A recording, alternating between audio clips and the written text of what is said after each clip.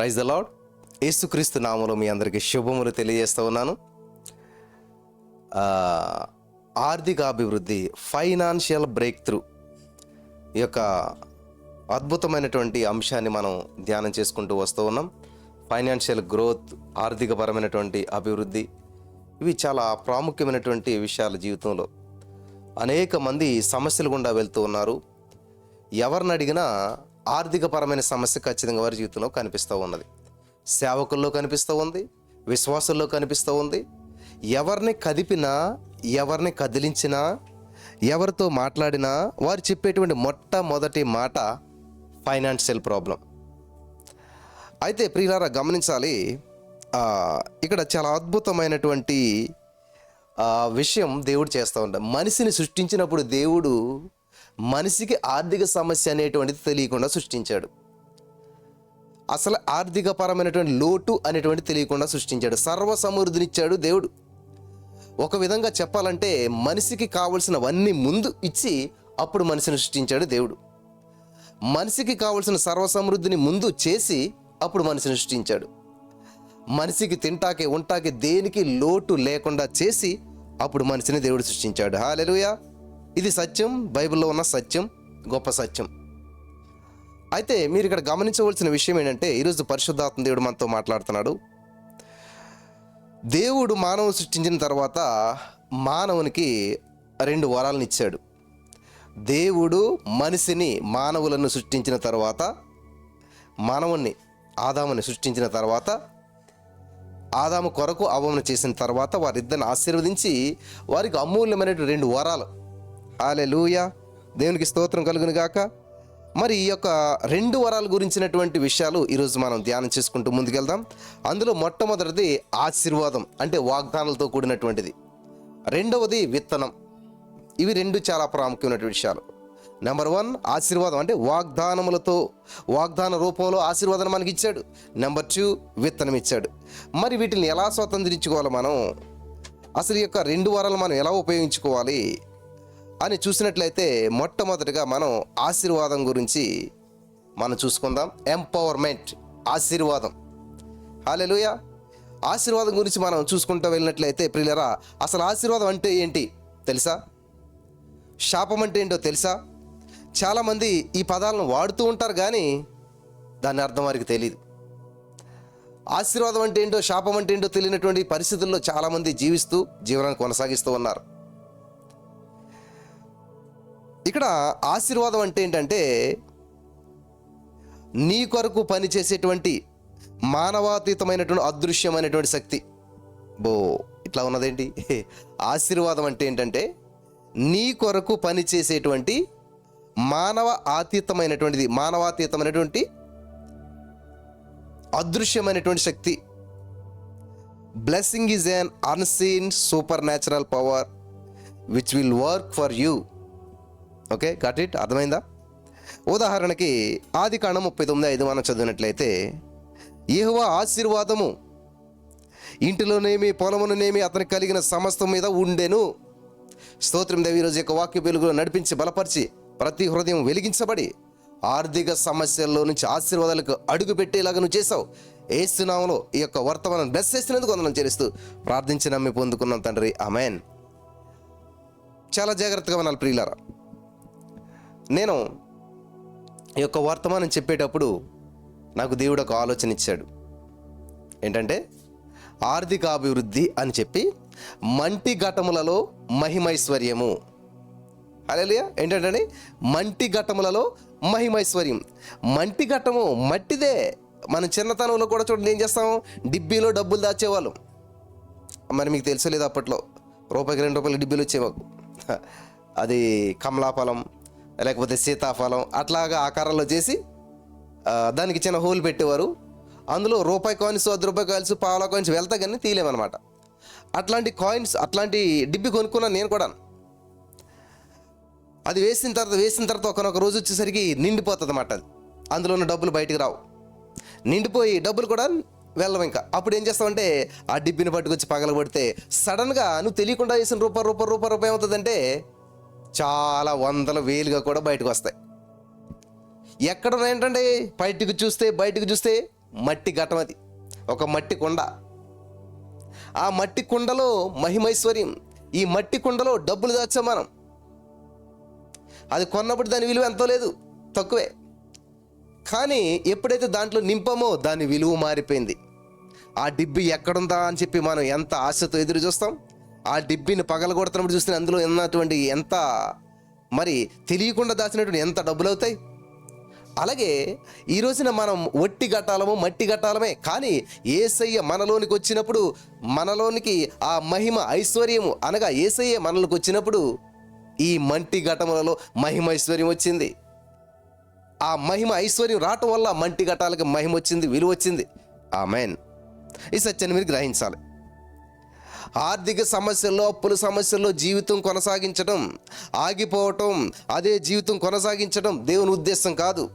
ఒకవేళ తెలుసు తెలియకో ఆర్థిక సమస్యల్లో, అప్పుల సమస్యలో, పేదరికంలో, ఒంటరితనంలో, కృంగిదనంలో, మానసిక ఒత్తిడిలో ఒకవేళ మీరు ఉండిపోయారేమో, ఖచ్చితంగా నీ అప్పు ఎంతైనా, నీ సమస్య ఎంతైనా, ఇటువంటిదైనా సరే దాని నుంచి విడిపించే సామర్థ్యం యేసయ్యకు ఉంది. హల్లెలూయా. ఒక్క నైట్లో అహరోను కర్ర, ఎండిపోయిన కర్రను చిగిరింపజేసి అందులోంచి చిగురొచ్చి, ఆ చిగురు కొంచెం పెద్దదయ్యి, అది కొమ్మయి, అందులోంచి పువ్వులు వచ్చి, ఆ పువ్వులు కాయలేవి, ఆ కాయలు పళ్ళేవి. What a wonderful process. ఒక నైట్లో కోటీశ్వరుని చేయలేడు దేవుడు నిన్ను. ఒక నైట్లో జీరోలో ఉన్నటువంటి అకౌంట్ నిన్ను కోటీశ్వరుడిగా చేయలేడు దేవుడు, చేయగలుగుతాడు. కానీ మనం అలాగే ఎందుకు చేస్తాడు దేవుడు? ఎవరో డబ్బులు అడిగి నా దాంట్లో ఎందుకు వేస్తాడు దేవుడు? బైబిల్ గ్రంథంలో ఉందన్నమాట.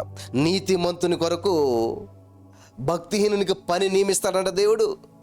నీతిమంతుని కొరకు సంపాదించే పనిని భక్తిహీనునికి నియమిస్తాడంట. చీమలు పెట్టిన పుట్టల పాములకు స్థానం అయినట్లు మనకి తెలియట్లేదా? పామేమి అది గూడు నిర్మించుకోదు, పామేమి పుట్టను కట్టుకోలేదు. కానీ చీమలు పెట్టిన పుట్టలనే పాములు ఆక్రమించుకుంటాయి, పాములు వెళ్తుంటాయి. సృష్టిలో చాలా ఉంటాయి. కోకిలకి పిల్లలు చేయటం రాదు. కోకిల ఏం చేస్తుందంటే గుడ్లు పెడుతుంది, కానీ పిల్లలు చేయటం రాదు. మరి ఏం చేస్తుంది? గుడ్లు పెట్టేటువంటి సమయంలో, పిల్లలు చేసేటువంటి సమయంలో ఏం చేస్తుందంటే, ఈ కాకి గూటిలో కాకి లేని సమయంలో కోకిల వెళ్ళి గుడ్లు పెట్టేస్తుంది. ఈ కాకి ఇవి నా గుడ్లే అని చెప్పి పొదిగేస్తుంది, పిల్లల్ని చేసేస్తుంది, పెంచేస్తుంది. ఎంతవరకు పెంచుతుంది అంటే, ఈ కాకి పిల్లలు కోకిల పిల్లలు కలిసి పెరిగి పెరిగి పెరిగి పెద్ద అయిపోయాక అరవటం ప్రారంభిస్తాయి. కావు కావు అనేమో కాకంటే, కోకిలేమో కూ అంటది. ఇదేంటి కూ అంటదేంటి, ఇది నా పిల్ల కాదు. అప్పుడు దాకా తెలియదు కాకి. ఈరోజు మనలో కూడా చాలామంది ఇలాగే జీవితంలో ఏది అన్య స్వరము, ఏది దైవ స్వరము, ఏది దేవుడు, ఏది దెయ్యము తెలుసుకోలేకపోతున్నారు. అలాగే ఏది ఆశీర్వాదం, ఏది శాపము తెలుసుకోలేకపోతున్నారు. కాబట్టి శాపము, ఆశీర్వాదం తేడా తెలుసుకోవాలి. ఆశీర్వాదం అంటే ఏంటంటే నీ కొరకు పనిచేసేటువంటి మానవాతీతమైన అదృశ్యమైనటువంటి శక్తి. హల్లెలూయా. కాబట్టి ఇక్కడ యెహోవా ఆశీర్వాదం ఇంటిలోనేమి పొలంలోనేమి అతనికి కలిగిన సమస్తం మీద ఉండెను. ఆదికాండం 39:5. ఈ యొక్క వచనాన్ని మనం గమనించినట్లయితే ప్రియులరా, ఎవరతను? యోసేపు. In the name of Jesus. యోసేపు గురించి మాట్లాడుతున్నటువంటి విషయం ఇక్కడ. యోసేపు ప్రతి పనిలో, ప్రతి ప్రయత్నంలో వర్ధిల్లటానికి గల కారణం ఏంటంటారు? యెహోవా ఆశీర్వాదం. హల్లెలూయా. ఇక్కడ మనం చదివినట్లయితే ప్రియులరా, కీర్తనల గ్రంథంలో 1వ అధ్యాయంలో ఒక అద్భుతమైన మాట ఉంటుంది మనకి. ఏంటంట? దుష్టులు ఆలోచన చెప్పి నడవక, పాపుల మార్గం నిలవక, అపహాసుకులు కూర్చుని చోటు కూర్చుండక, యెహోవా ధర్మశాస్త్రమునందు ఆనందించుచు, దేవారాత్రం ధ్యానించువాడు ధన్యుడు. ఆనందించుచు, ఆనందించి కాదు, ఆనందించంటే ఆ రోజు ఆనందించడం. ఆనందించుచు అంటే కంటిన్యూస్ టెన్స్ అనమాట. ఆ రోజు ఆనందించడం, ఆ మీటింగ్లో ఆనందించడం, ఆ సభలో ఆనందించడం, ఆదివారం ఆనందించడం కాదు. అన్ని రోజులు, అన్ని గంటలు 24/7 ఆనందిస్తూనే ఉండాలి. In the name of Jesus. దేని బట్టి ఆనందిస్తావు? నీ పరిస్థితిని బట్టి నువ్వు ఆనందించలేవు. పరిస్థితి మారిపోతుంది. ఈ రోజున పరిస్థితి బాగుంటుంది, రేపు మారిపోతుంది.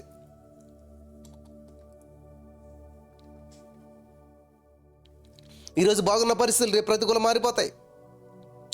ఈరోజు ఆరోగ్యంగా ఆనందంగా ఉన్న పరిస్థితులు రేపు మారిపోతుంటాయి. పరిస్థితులను బట్టి మనం ఎప్పుడు ఆనందించలేం.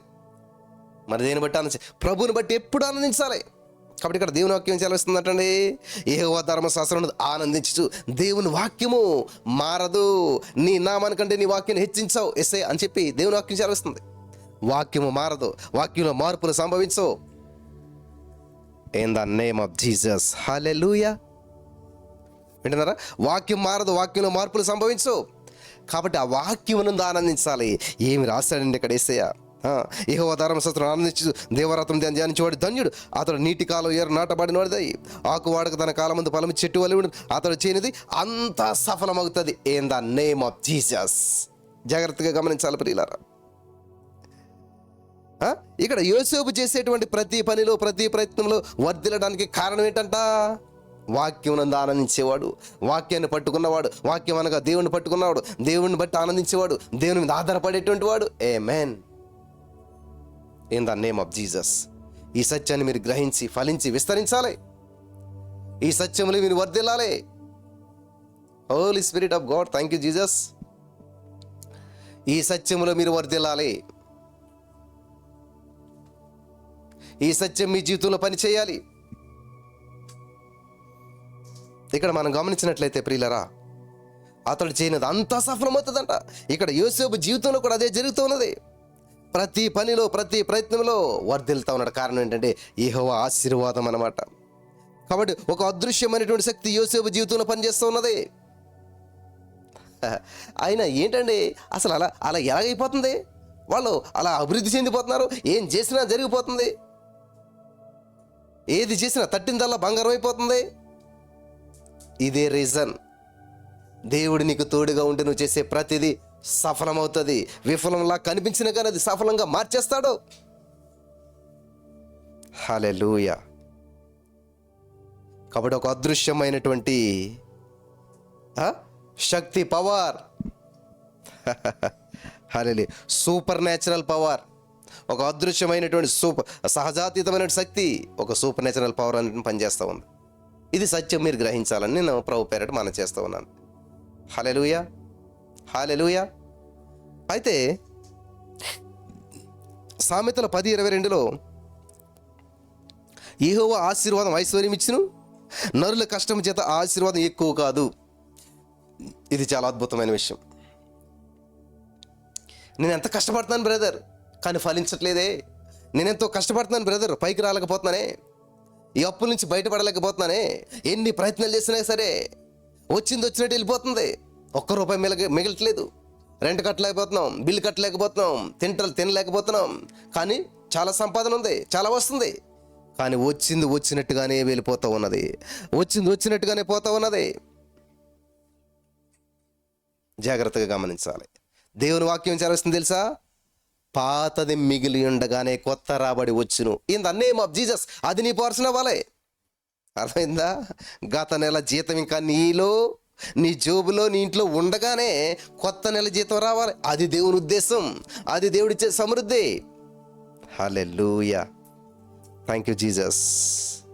హల్లెలూయా, హల్లెలూయా,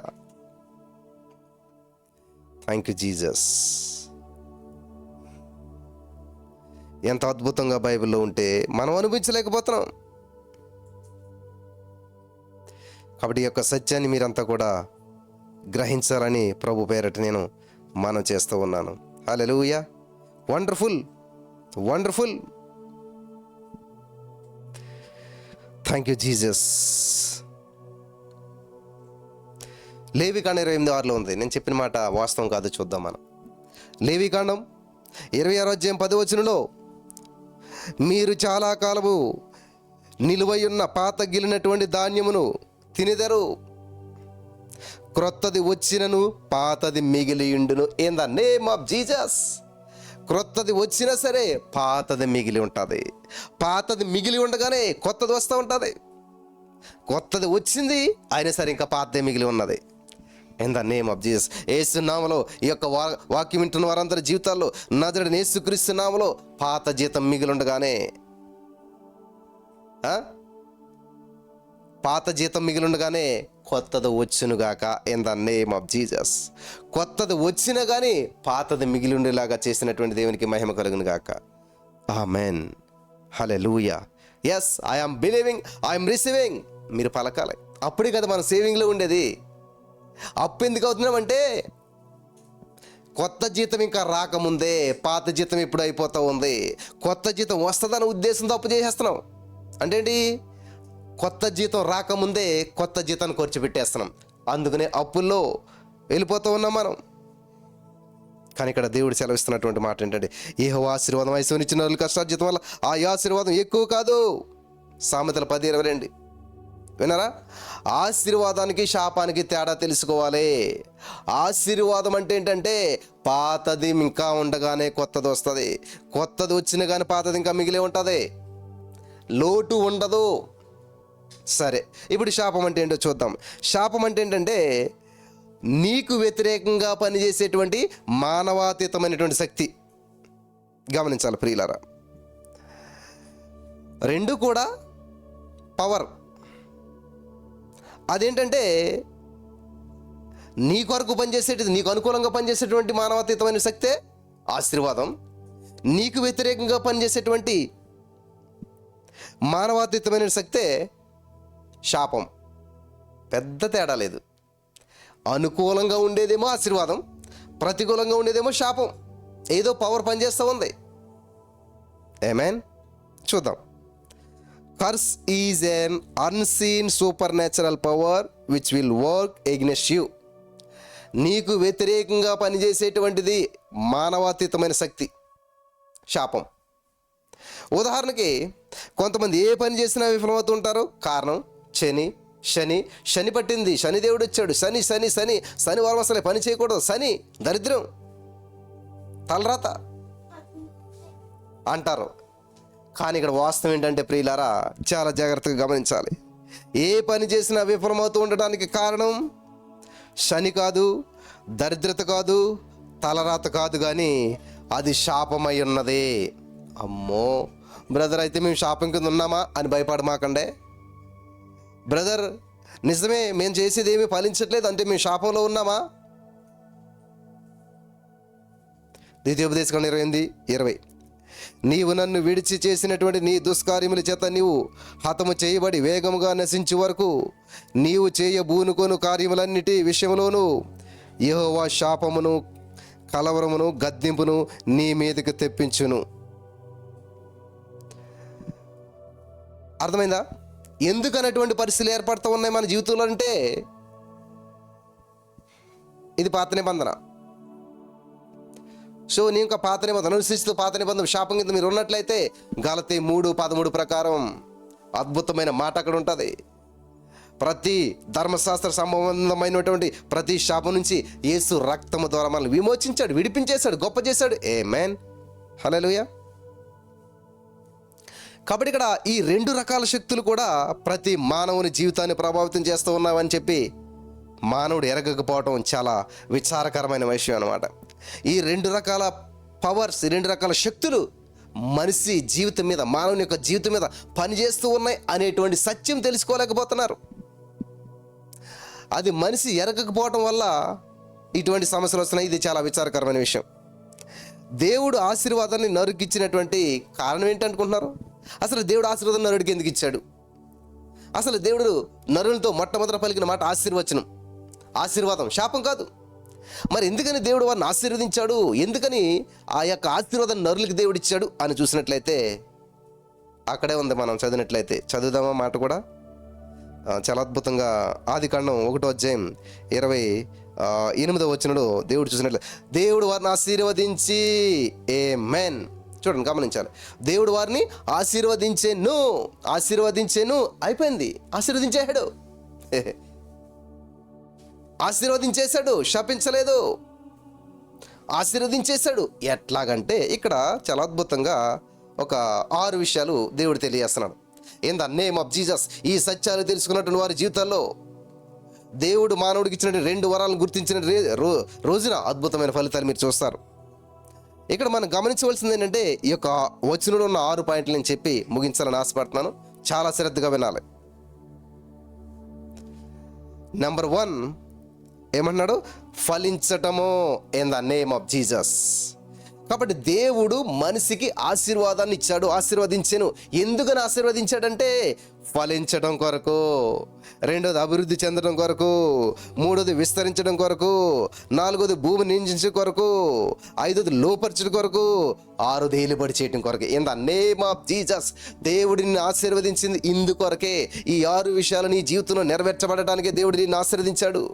ఈ 6 విషయాలు దేవుడు నీ జీవితంలో నెరవేర్చడానికి నిన్ను ఆశీర్వదించాడు.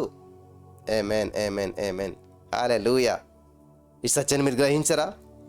ఈ సత్యాన్ని మీరు అనుసరించారా? ఈ సత్యాన్ని మీరు ఫాలో అవుతున్నారా? చాలా జాగ్రత్తగా గమనించాలి. ఇవి చాలా ప్రాముఖ్యమైన విషయాలు. దయచేసి అశ్రద్ధగా చేయొద్దని చెప్పి ప్రభు పేరిట నేను మనవి చేస్తూ ఉన్నాను. Hallelujah. Holy spirit of God. గమనించాలి. నెంబర్ 1 ఆశీర్వాదము. దేవుడు మానవునికి ఇచ్చినటువంటి 2 వరాలు ఏంటంట? ఆశీర్వాదము, రెండోది విత్తనం. ఆశీర్వాదం గురించి మనం చూసుకుంటూ వచ్చాం. ఆశీర్వాదం షాప్ మీద తేడా తెలుసుకుంటూ వచ్చాం. ఇప్పుడు రెండోది విత్తనం గురించి మనం చూద్దాం. దేవుడు మానవునికి ఇచ్చినటువంటి మొట్టమొదటి వరమైనటువంటి ఆశీర్వాదాన్ని ఎలా ఇచ్చాడు? పలికి, మాట్లాడి, ఉచ్చరించేటువంటి మాట రూపంలో ఇచ్చాడు దేవుడు. గమనించాలి. ఆశీర్వాదాన్ని దేవుడు ఎలాగిచ్చాడు? పలికి, మాట్లాడి, ఉచ్చరించి మాట రూపంలో ఇచ్చాడు. In the name of Jesus. Hallelujah. దేవుడు మానవునికి ఇచ్చినటువంటి 2వ వరం ఏంటంటే విత్తనం. మొదటి వరం మాట రూపంలో ఇచ్చాడు, 2వ వరం విత్తనము. హల్లెలూయా. ఆదికాండం 1:29 మనం చూసినట్లయితే, ఇదిగో భూమి మీద ఉన్న విత్తనములిచ్చు ప్రతి చెట్టును విత్తనములిచ్చు, వృక్ష ఫలములు గల ప్రతి వృక్షమును మీకు ఇచ్చినను, అవి మీకు ఆహారమగును. చూసారు, రెండోది ఇచ్చాడు, విత్తనం ఇచ్చాడు. విత్తనము in the name of Jesus. Hallelujah. గమనించాలి. ప్రతి చెట్టు అనలేదు, కానీ విత్తనములిచ్చు ప్రతి చెట్టు అన్నాడు దేవుడు. ఏముంది బ్రదర్ ఇందులో? మనం ఏమున్నది అసలు? ఇందులో విషయం ఏమున్నది? ఇందులో అర్థం చేసుకోవటం ఏముంది? చెట్టు అంటే ఏంటి, విత్తనాలు చెట్టు అంటే ఏంటి, చెట్టు అన్నకు విత్తనాలు ఏదంటే అంటారు చాలామంది. అందులో ఉన్న విషయాన్ని మనం చాలా కూలంకషంగా అర్థం చేసుకోవాలి. ఇక్కడ దేవుడు చూసినట్లయితే ఆదికాండం 1:29 28 ఏం చేశాడు? వాడిని ఆశ్రయించాడు. 28వ వచనంలో మనం 6 పాయింట్లు నేర్చుకున్నాం. ఎందుకని ఆశ్రయించాడంటే ఫలించడం కొరకు, అభివృద్ధి చెందడం కొరకు, విస్తరించడం కొరకు, భూమి నిండించడం కొరకు, లోపరచడం కొరకు, ఏలుబడి చేయడం కొరకు. ఓకే, 6 విషయాలు. అయితే అది మాట ద్వారా ఇచ్చాడు. ఇక్కడ రెండవదిగా మనం చూసినట్లయితే ప్రియులరా, విత్తనం. 2వ వరం ఏంటంటే విత్తనం. సో ఆదికాండం 1:29 ప్రకారం దేవుడు ఏం చేస్తాడంటే ప్రతి చెట్టు అనలేదు, కానీ విత్తనములిచ్చే ప్రతి చెట్టు అంటూ ఉన్నాడు. అంటే ఈ భూమిపై ఏదైనా నిలిచి ఉండాలన్నా, విస్తరించాలన్నా విత్తనమే ఆధారము. హల్లెలూయా. విత్తనమే ఆధారము. విత్తనం లేకపోతే ఆ చెట్టు అక్కడితో అంతమైపోతుంది. విత్తనం లేకపోతే ఆ జీవితం అక్కడితో అంతమైపోతుంది. విత్తనం లేకపోతే ఇంకా చెట్టు అంతే అంతమైపోతుంది కదా. కాబట్టి విత్తనం ఆధారం అన్నమాట. ఇక్కడ మనం ఒక విషయాన్ని చాలా జాగ్రత్తగా అర్థం చేసుకోవాలి. విత్తనము వృక్షాలకు, పంటలకి, వ్యవసాయానికి ఏమాత్రం పరిమితి చేయకూడదు. అదే మనం దాన్ని జీవితానికి అప్లై చేసుకో. మనం అదేదో వ్యవసాయానికి సంబంధించింది, పంటలకు సంబంధించింది, వృక్షాలకు సంబంధించింది అనుకుంటా ఉన్నారేమో. అలాగనుకోవద్దు. ఎందుకంటే విత్తనానికి బైబిల్ గ్రంథంలో అనేకమైనటువంటి వివరణలు ఇవ్వబడ్డాయి. విత్తనానికి బైబిల్ గ్రంథంలో అనేకమైన వివరణలు ఇవ్వబడ్డాయి. గలతీ పత్రిక 6:7 మోసపోకుడి దేవుడు వెక్కిరించబడడు, మనుషుడు ఏమి విత్తును ఆ పంటని కోయను. In the name of Jesus. అర్థమైపోతుంది అందరికి ఇప్పుడు. మనుషుడు ఏమి విత్తునో అంటే విత్తటం, విత్తనాలు విత్తడం, విత్తుడా, విత్తనం. ఏమి విత్తునో ఆ పంటనే కోస్తాడంట. ఇక్కడ గమనించినట్లయితే మోసపోకుడు అంటున్నాడు. అంటే విత్తడము, కోయడము కేవలం వ్యవసాయానికి సంబంధించిందని అని మాత్రం అనుకోవద్దు. మోసపోవద్దు. ఈ విత్తడము, కోయడం అంటే ఏదో ధాన్యం ఇస్తున్నాలు, లేకపోతే ఏదో విత్తనాలు వేసాం, పంట వచ్చింది కోసుకుంటున్నాం, విత్తనం కోయడం అంటే వ్యవసాయానికి సంబంధించిన విషయం మాత్రం అనుకుంటే మోసపోతారు.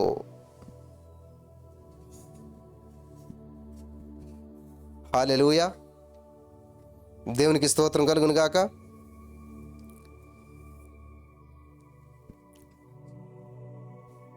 గమనించాలి. విత్తుటకు వీటిలో చాలా అద్భుతమైన మర్మాలు దాగి ఉన్నాయి.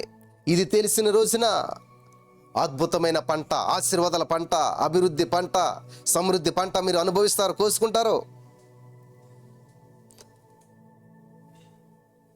Thank you Jesus.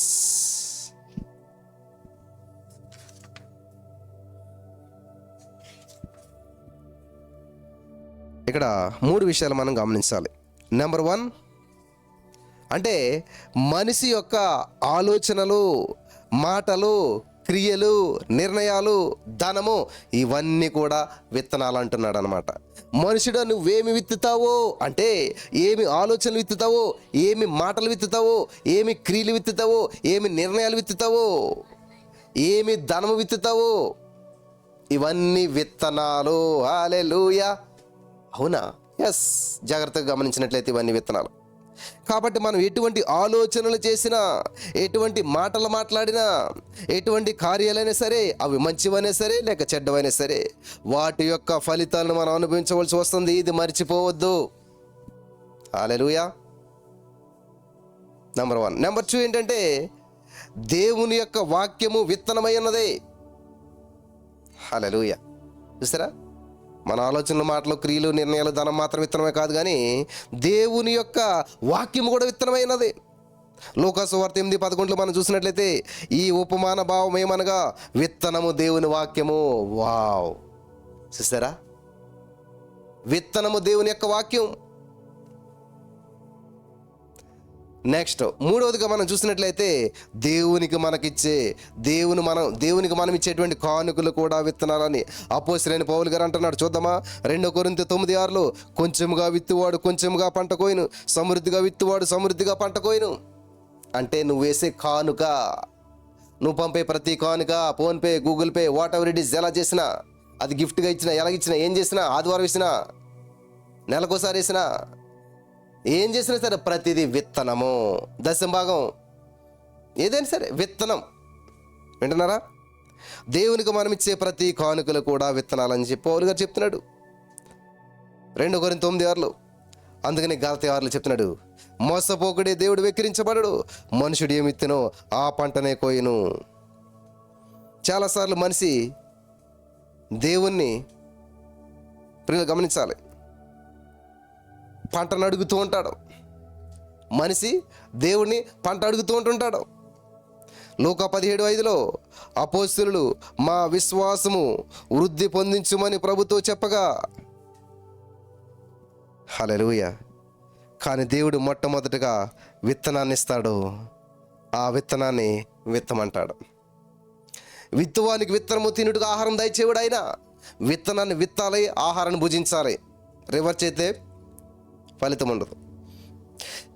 2 కొరింథీ 9:10 విత్తువానికి విత్తనమును తినుటకు ఆహారము దయచేయి దేవుడు, మీకు విత్తనము దయచేసి విస్తరింపజేసి మీరు ప్రతి విషయంలో పూర్ణ ఔదార్య భాగ్యము గలవారన్నట్లు మీ నీతి ఫలములు వృద్ధి పొందించును. ఆమేన్. చూసారా, విత్తనం ఇచ్చేవాడు ఆయనే, దాన్ని విస్తరింపజేసేవాడు ఆయనే.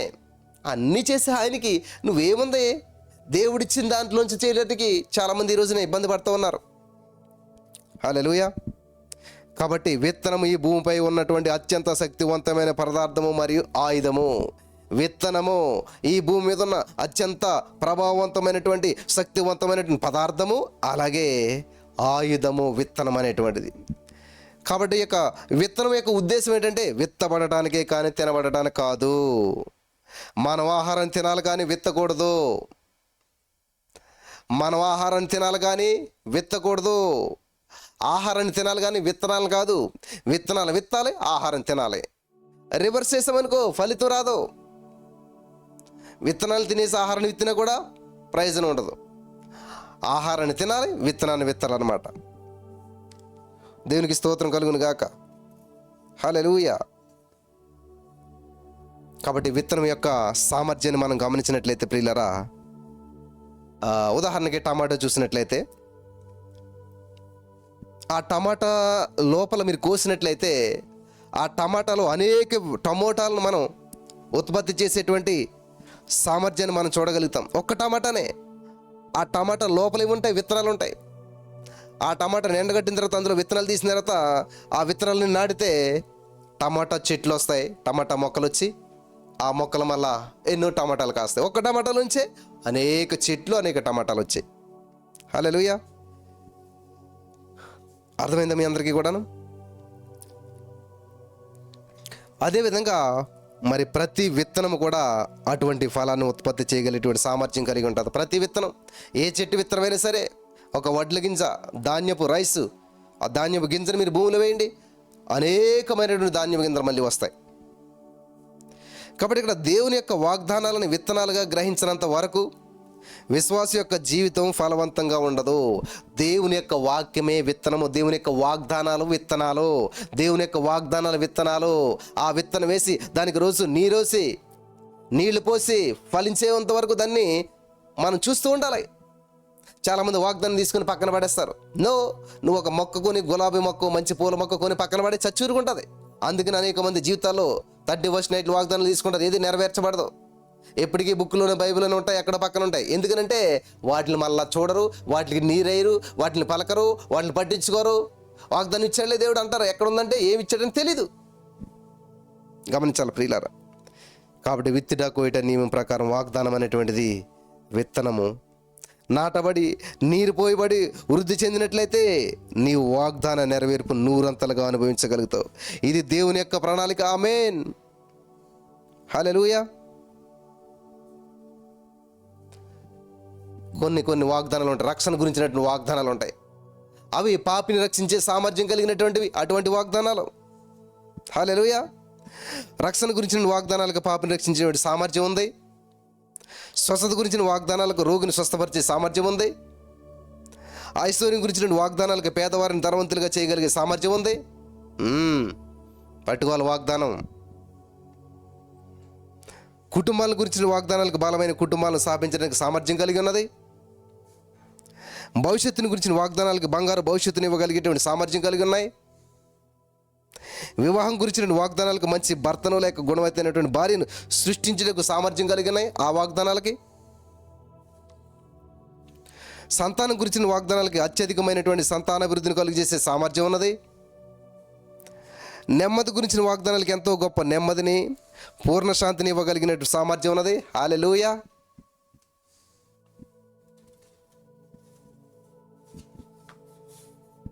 అందుకే పౌలు గారు అంటాడు, రోమా 1:16లో పౌలు గారు ఏమంటాడంటే ఒక అద్భుతమైన మాట చెప్తూ ఉన్నాడు ఆయన. చూద్దాం. సువార్తను గూర్చి నేను సిగ్గుపడేవాడను కాను. హల్లెలూయా. సువార్తను గురించి నేను సిగ్గుపడేవాడను కాను. ఎలా అనగా నమ్ము ప్రతి వానికి రక్షణ కలుగజేయటకు అది దేవుని శక్తి అయి ఉన్నది. నీ అప్పుల సమస్యల నుంచి ఐశ్వర్యంగా చేసేటువంటి శక్తి వాక్యానికి ఉన్నది. ఆదికాండం 1:29లో ఇదిగో భూమి మీద ఉన్న విత్తనములిచ్చి ప్రతి చెట్టును, విత్తనములిచ్చి వృక్ష ఫలములను ప్రతి వృక్షం మీకు ఇచ్చినాను, అవి మీకు ఆహారమగును.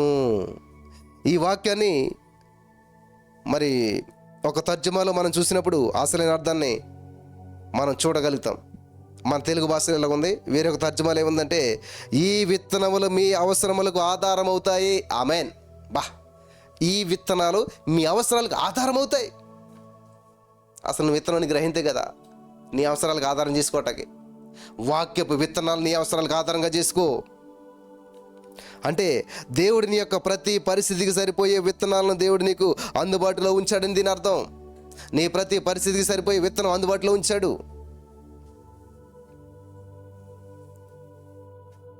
హల్లెలూయా. చాలామంది విత్తనాలను విత్తకుండా విత్తనాలను భుజిస్తూ పంట కొరకు ఎదురు చూస్తూ ఉంటుంటారు. మా నాన్నగారు పంట పండిన మొట్టమొదటి ఒక బస్తా తీసి పక్కన పెట్టి దాన్ని నీటిలో నానబెట్టేవారు మళ్ళీ విత్తనాలు అవటానికి. ఎప్పుడు విత్తనాలు మేము భుజించలేదు. మాకు భుజించే ఆహారం లేకపోయినా కానీ విత్తనాలు మాత్రం భుజించలేదు. దాచిపెట్టేవారు ఎప్పుడు మళ్ళీ విత్తనాలు వేయటానికి. కానీ ఈరోజు చాలామంది ఏం చేస్తున్నారంటే విత్తనాలు విత్తకుండా భుజిస్తూ ఉన్నారు. మళ్ళీ పంట కావాలని ఎదురు చూస్తారు. పంట పంట పంట ఎక్కడి నుంచి వస్తుంది విత్తనం విత్తకుండాను? చాలా ఆశ్చర్యపదం ఇది అంతాను. బైబిల్ గ్రంథాన్ని ఆజ్ఞలతో నింపబడిన పుస్తకంగా చూడొచ్చు మనం. బైబిల్ గ్రంథం అంటే ఏంటంటే ఆజ్ఞలతో నింపబడిన పుస్తకం బైబిల్ గ్రంథం. బైబిల్ గ్రంథంలో వాగ్దానాలు, ఆజ్ఞలు అన్నీ నింపబడ్డాయి ప్రియులారా. నీ అవసరత కొరకే మంచి విత్తనంతో నిండినట్టు ఒక విత్తనాల సంచిగా కూడా చూడు. హల్లెలూయా. నీ ప్రతి పరిస్థితికి తగినటువంటి విత్తనం అందులో ఉన్నది. నువ్వు వెళ్తున్న ప్రతి సిచ్యువేషన్కి పరిష్కార విత్తనం అందులో ఉన్నది. కాబట్టి దీన్ని ఎలా చూడొచ్చు తెలుసా? నీ అవసరతల కొరకు ఆశీర్వాదము మరియు విత్తనమును ఇచ్చాడు దేవుడు.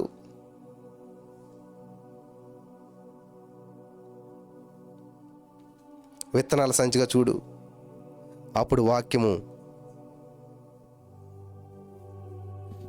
వాక్యం ఎడల నీ యొక్క వైఖరి సంపూర్ణంగా మారిపోతుంది. వాక్యం పట్ల నీకు ఉన్న అవగాహన, ఆలోచన సంపూర్ణంగా మార్చబడుతుంది. వాక్యంలో ప్రతిదీ సత్యం ఉంది. హల్లెలూయా.